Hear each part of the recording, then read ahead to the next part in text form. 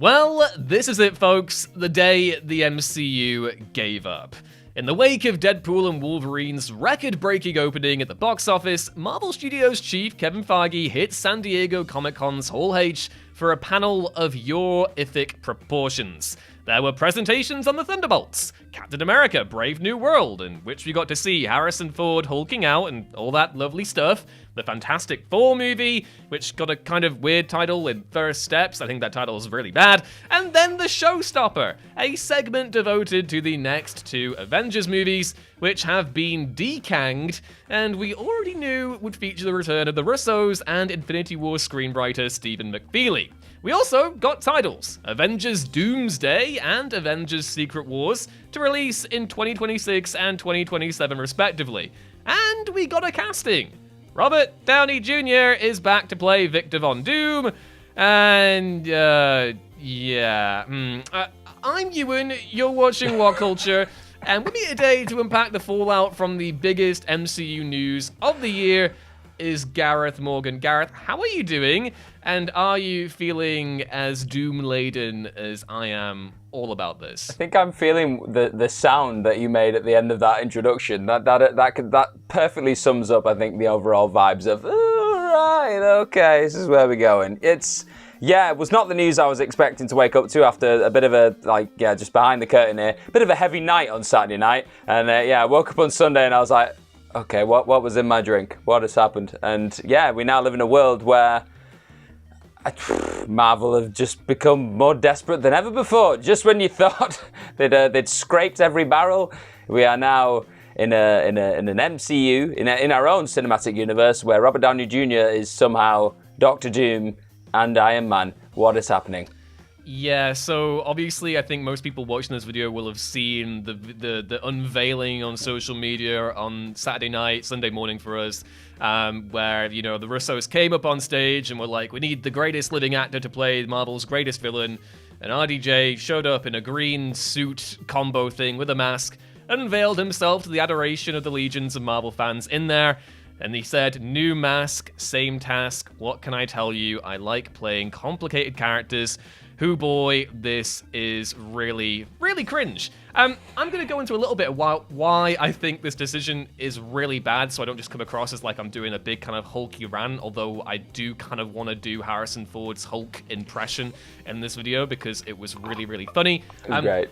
I'm a big Doctor Doom fan. I have been slightly checked out of the MCU for a good few years now, as people who follow me on social media will be aware. But I love Doctor Doom. I think the arc that Jonathan Hickman, the writer, did with that character over the course of his run on Fantastic Four, and then over the course of Avengers and the Infinity Saga in the Marvel comic space, and then finally with Secret Wars in 2015, is probably the definitive Marvel text of the last 20 years. And even before that, plenty of writers and artists have made Doctor Doom the greatest Marvel villain of all time. The whole hubristic element of this guy who's got a scarred face, who projects his power, who's deeply, deeply petty and envious of Reed Richards and is constantly trying to best him. And all of that coming to this beautiful moment of catharsis at the ending of Secret Wars. It's one of the best. It's one of the, when comics has been at its best. It's like one of the most brilliant reading experiences you can have. If you've got the time and the investment, I fully recommend that you go and dive into that run because it is just brilliant. But this casting is an anathema to it all. It's completely contradictory to doing a proper adaptation of Doctor Doom. And it is doubly frustrating because this is the third or fourth, if you want to count the Roger Corman movie, which never got properly released, the fourth stab at the character in live action, right? So, and every one of those has been bad. They've completely overcomplicated the formula of what Doctor Doom is meant to be. He's meant to be this big, flamboyant, theatrical, Phantom of the Opera-esque character, supervillain, cosmic genius who has a big rivalry with Marvel's smartest man, and he runs his own little country in Latveria. And we've gotten shady businessman, we've got weird metal crash test dummy, and now we have an actor whose off-screen legacy eclipses that of what you can achieve with a fresh introduction to Doctor Doom. There's no amount of masks, makeup, anything that you can do to extricate the context of Robert Downey Jr.'s time as Iron Man in the MCU from being Doctor Doom, regardless of whether they're doing, actual Victor Von Doom, which the Russos did introduce the character as in that panel, or if you make him a variant of Tony Stark. And Marvel will be fully aware of this. They are bringing back Robert Downey Jr.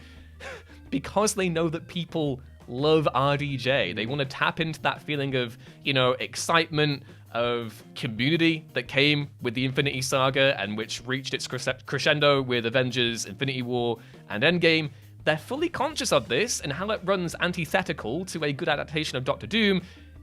My opinion is that they just don't care. I don't know how you feel about this, Gareth, but I feel like it's an nadir for the superhero genre, and for this little moment of cinema that we're in at the minute, it's just hugely embarrassing. Yeah, it's one of those things where you felt like Marvel, even though it wasn't necessarily going great, like the multiversal. So I can't say we're not going great. It was quite divisive. Like, it's had a bit of a mixed bag of reviews, like throughout the films, the TV series. It at least felt like they were trying some things a bit different. They were trying to be somewhat bold, like WandaVision, like stuff like that. They were just trying some stuff out, and you were like, okay, not everything's gonna hit, but you're having a go. Whereas this just feels like, okay, we've done that bit, it didn't go very well, what do we know, what's worked in the past, RDJ, yeah, Russo brothers, yeah, you remember those things you like, yeah, remember Endgame, bah, and it's like, okay, I get it, but it's, for me, the way I always kind of gauge these things is I ask people that aren't necessarily within this bubble that we find ourselves in right now, that we're very blessed to be a part of, that we can just speak like as voices of the community, whatever it is. Whereas if I just speak to people who've just got like a passing interest in the MCU, I'll say like, oh, what do you think of Robert Downey Jr. playing Doctor Doom? And the indifference I got from people who do just have a passing, because the ship has seemingly sailed for them now, like, because they've had like years of this, phase 4, phase 5, years to try and get hooked and years to try and get invested in these TV shows and this grand new plan that they had for the multiversal saga, and it's not worked because there was talk, wasn't it? I think Kevin Feige said it a couple of days ago, maybe even last week, where he was saying this whole superhero fatigue thing, it isn't a thing, it's just like audiences maybe not necessarily wanting to do homework. I think that was like I'm paraphrasing, but I think that was the sentiment that was like expressed. That is a thing. People don't want to have to like invest so much of their time just to be able to like keep up to date with the latest movie, like one movie. And I think that experiment has now flopped spectacularly. So we're in a situation where you just go, okay, what's the least investment move we can make that will get people back on board en masse? RDJ, Russo brothers, boom, that's it. Like, how we're in a position where Fantastic Four was like the buzz conversation, wasn't it, about the MCU over the last like 2 years maybe? Like, that was the exciting thing. Oh my god, they're finally going to do Fantastic Four, they're finally going to do it, we're going to get the cast, we can get this, get that. After this, like, whatever it was, this presentation, it now feels like an afterthought. That quickly, we've got to a position where this new, it felt like the main event, like marquee, like players within this next couple of phases, whatever it is, have now just felt like, oh yeah, well that's the thing that like was maybe connected to the multiversal saga that was going to be like the next step of that experiment. Robert Downey Jr. and it's deflating. Like that, you can kind of sense it just in our energy. It's like we love Robert Downey Jr. I'm maybe speaking for you there, Ewan. Like it's. Oh no, like, I love him. I mean, he's one of my favorite movies of all time in Zodiac, and I think he's a brilliantly talented performer and a really clever dude. I just think this decision reflects poorly on not only Kevin Feige as a producer, although obviously his main job requirement is to make money for Marvel, so maybe it isn't, but it also reflects poorly on him post Oppenheimer, you know, getting that Oscar buzz, obviously at the time talking about how refreshing it was to work with an auteur like Christopher Nolan outside of the Marvel system, while at the same time, you know, saying that he'd be open to returning to Marvel.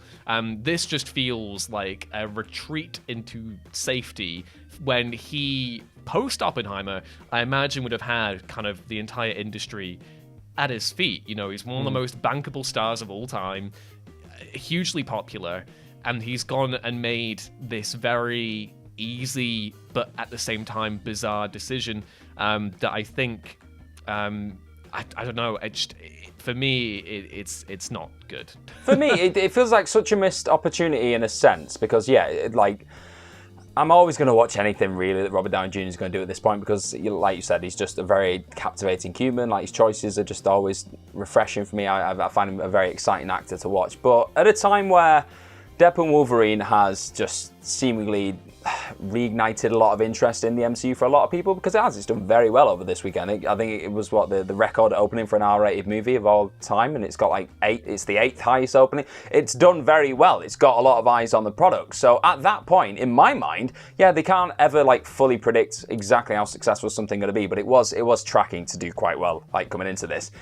In my mind, I'm thinking that's the perfect opportunity there to introduce someone a bit fresh. Something all new. these eyes on you. Go boom, there you go. Hurrah of the previous era. You know, sunsetting the Fox era, sunsetting the previous incarnation of the MCU, and moving into something fresh and new, which Marvel has completely fumbled over the rush to get streaming services, streaming content on Disney Plus, and also haphazardly layering that multiverse saga that we got with, you know, Kang and the Eternals and all that stuff. So you've got to feel for them to a certain degree, because like I know they've had a lot of things happen over the last couple of years that no one ever could have really predicted, like all the Kang stuff with Jonathan Majors, like losing Chadwick Boseman tragically. Like you've had a lot of things there that were going to be cornerstones of this next phase, this next saga, that have just, I don't know how to word it in a way it's not insensitive, but just haven't really gone the way that the MCU would have probably liked. Do you know what I mean? Like it's just they've had to improvise, they've had to pivot,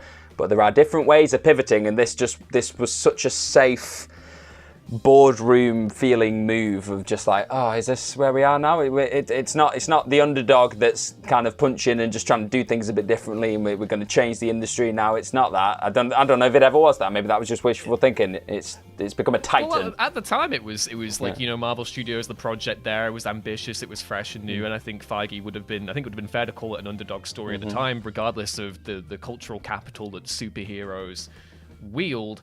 The thing that frustrates me about all of this as well, and I mentioned before that it feels like the nadir of the genre right now, is that we've had a good few years now aimlessly kind of circling the drain post-Endgame, where Marvel has been searching for a sense of direction. And the biggest successes that have come from the fallout of Endgame hasn't been anything that has been new, that has been properly new. I think Shang-Chi did pretty well, but you know, you look at your Doctor Stranges in the Multiverse of Madness, you look at your Spider-Man No Way Homes, you look at Deadpool and Wolverine.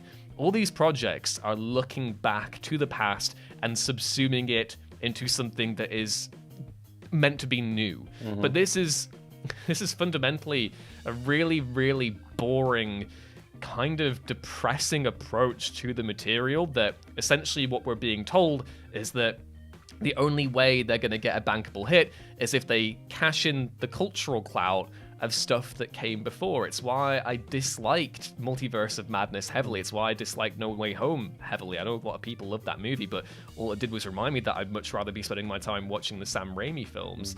And bringing RDJ back as a different character is such a terrible we'll have our cake and eat it moment too. And I'm really, really frustrated by it, because I feel like they're going to be rewarded for this decision. You know, I do feel as if, you know, whether it's curiosity, whether it's you know, obviously RDJ star power, the fact that Doctor Doom has a history that I feel casual audiences will kind of be familiar with. You're going to have the Fantastic Four to open up things too.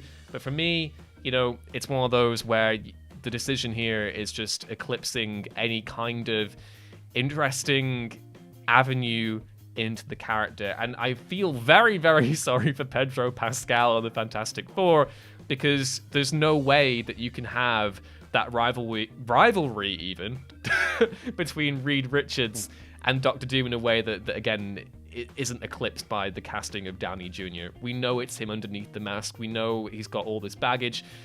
For me, it's just it's not the right move forward. And I also kind of have this horrifying thought that when Marvel Studios was brainstorming the next phase of the Avengers, how, you know, they were going to impress Disney shareholders, you know, kind of cut off the rot. You know, we're going to have this Deadpool Wolverine crossover movie that's going to have loads of multiverse cameos. We know that's successful algorithmically from what we've seen in Multiverse of Madness and Spider-Man No Way Home, that Kevin Feige will have stumbled across the infamous Iron Man comic in the wake of Secret Wars, written by Brian Bendis and art by Alex Maleev. Great comic, by the way.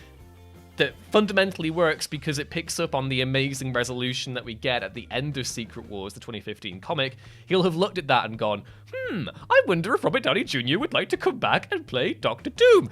I hate this. For me, it's like that meme of, the very obvious metatextual elements of the source material that is at play. I know it's silly to get angry about this because it's superheroes at the end of the day, but instead of looking at the very obvious, cool, emotional arcs that we got, that Jonathan Hickman, created alongside artists like Asad Ribic, just looking over it and going, well, this is just scenery that we can plug into our franchise that is now entirely reliant on nostalgia to convince people to go back to the theater.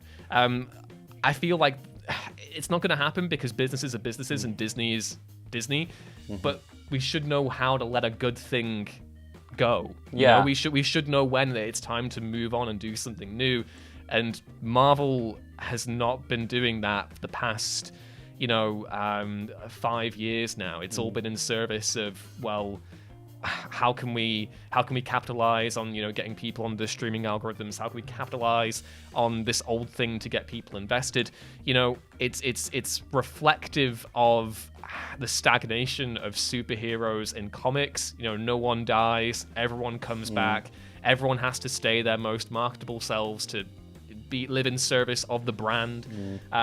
It's just it is kind of just we're at a low point here, which is mad to say, as you mentioned, in the wake of Deadpool and Wolverine, which has gotten really good reviews, mostly has a really strong audience response. I don't know. I think, huge wasted opportunity. And as a Doctor Doom fan, what the hell? Yeah, it does feel like for Marvel to be in a way copying their own homework and looking back and trying to just recycle the hits. You'd think someone would just have the intelligence in this situation to go, what made Endgame and Infinity War such gigantic hits in the first place? What got people so invested? How did that blueprint, that roadmap, how did that work out? It was because they gave things time to breathe and gave people time to get invested. The characters were allowed to recur and pop back up and just you could form a connection there. I think I've read in a couple of places a lot of the things and characters and just locations, everything that have been introduced in this multiversal saga have just been one and dones for the most part. It's remember that and it's gone. You'll see him again in Secret Wars, and it's what? It's just a rushed, condensed. It's reflective of society right now. It's that worked once, let's do it in half the time. Yeah, half the time, double the profits. Let's see what happens. It's you are just going to get diminishing returns. People are just going to get fed up. People have got a lot going on right now. It's a very different landscape right now compared to what the one that we were in when those first few phases of Marvel were going down. They were steamrolling everywhere. We didn't have Star Wars in the way that it is right now, in terms of shows popping up all over the place and all these other. Because Marvel set the standard and set the tone for it, everyone else followed suit, but that does mean that the market is so overcrowded right now for this kind of stuff. And people are getting, I think people who were just casual and going, oh, this is a cinematic universe, I've never really seen anything like this. Now, a lot of those people have got specific cinematic universes just to suit one specific part of themselves that they like, and they can only afford so much time to that. So now the people who are a bit more casual and a bit more just check out what the MCU is doing, they're going, no, I can't bother with that. I'm just going to stick to what I specifically like. It's just they've not adapted to the world that we're in right now. Yes, they've thrown TV shows out there, but they've done it in a way where it's just been too much and they've not given people enough of an incentive to watch and get fully invested in the characters. And it's I think you can just tell in our tone throughout all of this, we're just a bit run down by it all. There's just been so much. We could do with an off season. We could do with 5 years pause and then just come back with something different. That'd do me well. It was a great experiment for the most part while it lasted, but I think Scorsese's theme park comments have never rang more true with all of this. It's like we're being held hostage in the roller coaster now and we can't get off. And the ghost of the actor that was there before is coming back to taunt us as a different thing and keep us invested. And for me, I'm fully disembarking the ride. But I want to know what everyone down in the comments below has to say about Robert Downey Jr.'s casting. Are we both wrong? Do you think this is a great genius play by Kevin Feige? Do you think that Robert Downey Jr. is going to do Doctor Doom justice? I'm curious to hear counter opinions down there, so please do fire them off. Drop the video a like if you enjoyed it, and subscribe to What Culture for more news, lists, and other fun vids like this. every single day. Either way, I've been Doom and Patterson, and this has been Gareth, and we will catch you next time. See you later.